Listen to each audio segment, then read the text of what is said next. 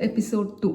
Okay, డైరెక్ట్గా నేను డైట్స్లోకో ఎక్సర్సైజ్లోకో jump చేసేసి ఇది చేయండి అని అది కాదు, అలా కాదు. నేను ఈ వెయిట్ లాస్ అనేది నేను సాధించింది ఓన్లీ డైట్తోనే, ఎక్సర్సైజ్ అయితే కాదు. ఇప్పుడు మీకు ఒక ఎగ్జాంపుల్ చెప్తాను.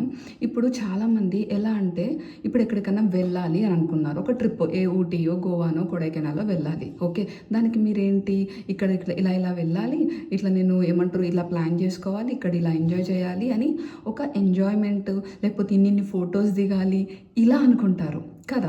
అంతేగాని అమ్మో వెళ్ళేదారిలో ఏమైనా యాక్సిడెంట్ అవుతుందా, నా కెమెరా పనిచేయకుండా పోతుందా, ఇలా నెగిటివ్గా అయితే ఆలోచించాం కదా.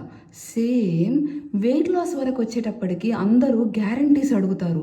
ఓకే, నేను ఇదన్నీ ఫాలో అయిపోయి నేను ఇదంతా చేసేస్తా, తగ్గిన తర్వాత నాకు ఆ వెయిట్ లాస్ అనేది కన్సిస్టెంట్గా ఉంటుందా అని అడుగుతారు.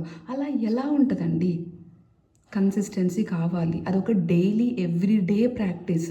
ఒక వారమో, ఒక నెలనో, ఒక 6 నెలల్లో ఎక్సర్సైజ్ డైట్ చేసేస్తే తగ్గిపోతారు.